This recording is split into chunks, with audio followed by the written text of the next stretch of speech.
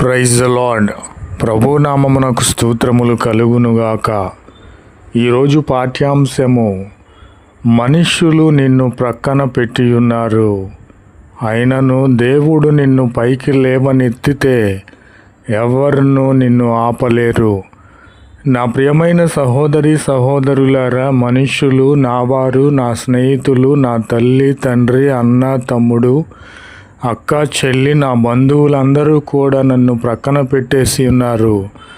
ఎందుకంటే నేను లేని స్థితిలో ఉన్నాను, నేను దిగజారిన స్థితిలో ఉన్నాను, నేను బాధను అనుభవిస్తున్న స్థితిలో ఉన్నాను, శ్రమను అనుభవిస్తున్న స్థితిలో ఉన్నాను, దుఃఖాక్రాంతురాలనై ఏడుస్తూ ఉన్నాను. కనుక మనుష్యులు, ఈ లోక సంబంధమైన మనుష్యులు నన్ను ప్రక్కన పెట్టి ఉన్నారు, నాకు సహాయము చేయలేదు అని నీవు బాధపడుచున్నట్లయితే డోంట్ ఫియర్, నీవు భయపడాల్సిన అవసరము లేదు. మనుష్యులు నిన్ను పక్కన పెట్టి ఉన్నారు. మనుష్యులు ఏ పాటివారు? మనుషులను నమ్ముకొనుట కంటే యెహోవా దేవుని నమ్ముకొనుట మేలు అని నేను చెప్పగలుగుచున్నాను. దేవుడు నిన్ను పైకి లేవనెత్తితే, నిన్ను ఉన్నత స్థలముల పైకి ఎక్కిస్తే, నిన్ను ఆశీర్వదిస్తే, దీవిస్తే నిన్ను ఎవరినూ ఆపలేరు. కనుక నా ప్రియమైన సహోదరి సహోదరులారా, నీవు బాధపడవద్దు. శ్రమలు మేలు కోసరమని నీవు ఎంచుకోవాలి. నా ప్రియమైన సహోదరి సహోదరులారా, ఈ లోకంలో ప్రతి జీవికి కూడా శ్రమ ఉన్నది, బాధ ఉన్నది, ఏడ్పు ఉన్నది. వాటికంటే నీవు శ్రేష్టమైన దానవు, శ్రేష్టమైన వాడవు. కనుక నీవు రోధించాల్సిన అవసరము లేదు. నీ కన్నీటిని తుడుచువాడు దేవుడు నిన్ను పైకి లేవనెత్తబోవుచున్నాడు. కనుక నిన్ను ఆశీర్వదించుచున్నాడు, ఉన్నత స్థలములపైకి నిన్ను ఎక్కించుచున్నాడు. కనుక నిన్ను ఎవరునూ ఆపలేరు. ఆమెన్. నా ప్రియమైన సహోదరి సహోదరులారా, నీకు శ్రమలు వచ్చి ఉన్నవా? నీ శ్రమలు నీ జీవితంలో నిన్ను శ్రేష్టమైన వ్యక్తిగా మార్చడానికి మాత్రమే వచ్చి ఉన్నవి. నీవు నీతి నిమిత్తము శ్రమపడి ఉన్నావు, నీతి నిమిత్తము హింసించబడి ఉన్నావు. నీవు ధన్యుడవే, ధన్యురాలవే. శ్రమలు నీ జీవితంలో ఎందుకు వచ్చి ఉన్నవి? నీవు నీతియుక్తముగా ప్రవర్తిస్తున్నావు. నీతిమంతునిగా, నీతిమంతురాలుగా, దేవునికి ఇష్టలుగా మీరు జీవిస్తూ ఉన్నారు. కనుక నేనంటాను, ఈ లోక శ్రమలు దేవుడిచ్చే మహిమ ఎదుట ఎన్నతగినవి కాదు. కనుక ఈ శ్రమలు నీ జీవితంలో ఎందుకు వస్తూ ఉన్నాయి? నిన్ను శ్రేష్టమైనటువంటి వ్యక్తిగా, శ్రేష్టమైనటువంటి దేవుని బిడ్డగా మార్చడానికి మాత్రమే వస్తున్నాయి. కనుక నీవు శ్రమల్లో ఏమాత్రము కూడా జడియవద్దు, బెదరవద్దు. ఏమాత్రము కూడా నీవు ఏడవవద్దు, ఏమాత్రము కన్నీరు కార్చవద్దు.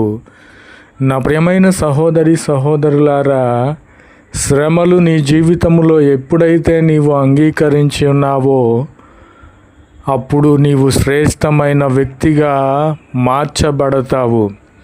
నేను దేవుని నమ్ముకొని ఉన్నాను, శ్రేష్టమైనటువంటి జీవితంలో నేను ఉండాలనుకుంటున్నాను, దేవుని అడుగుజాడల్లో నడుస్తున్నాను, దేవుని ఆజ్ఞలను పాటిస్తున్నాను, నేనేమి తప్పిదములు చేయడం లేదని నీవు అనుకొని ఎడల, నీవు దేవునికి ఇష్టునిగా, ఇష్టురాలుగా ఉన్న ఎడల నీవు ధన్యుడవే.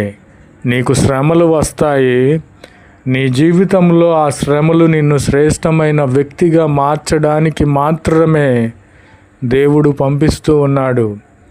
నా ప్రియమైన సహోదరి సహోదరులారా, వాక్యమును ధ్యానించినట్లయితే భక్తుడు చెప్పుచున్నాడు, శోధింపబడిన మీదట నేను సువర్ణమై మారతానని సెలవిచ్చిన రీతిగా శ్రమలు మన జీవితంలో వస్తాయి. కానీ ఆ శ్రమలను బట్టి మనము శ్రేష్టమైన వ్యక్తిగా మార్చబడతాము. ఆమెన్.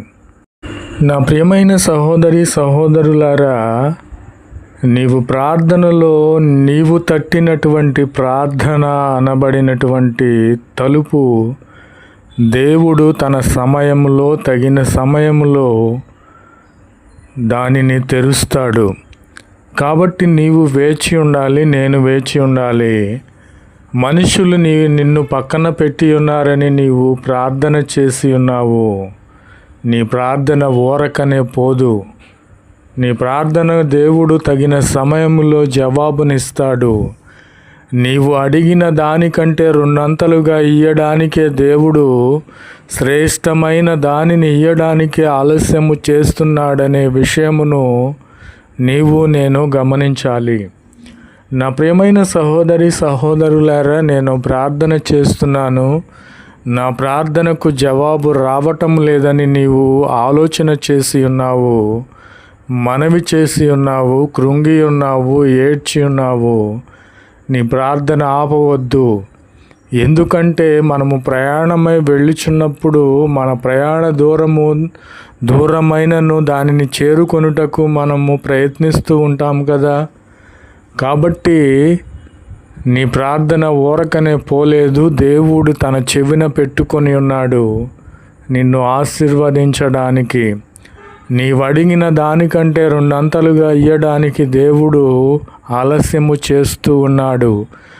దేవునికి తెలుసు నీకు ఏ సమయంలో ఏది కావాలో, ఏ సమయంలో ఏ శత్రువు నుండి తప్పించాలో, ఏ సమయంలో గుర్రుపోతు కొమ్ముల వలె నీ తలను ఎత్తాలో, ఏ సమయంలో నిన్ను ఘనపరచాలో, ఏ సమయంలో ఆశీర్వదించాలో, ఏ సమయంలో నీకు అవసరమైన దానిని ఇవ్వాలో దేవునికి తెలుసు. కనుక నా ప్రియమైన సహోదరి సహోదరులారా, నీవు ప్రార్థన అనేటువంటి తలుపును తట్టి ఉన్నావు. నీవు బాధపడాల్సిన అవసరం లేదు. దేవుడు తన పుస్తకంలో వ్రాసుకొని ఉన్నాడు.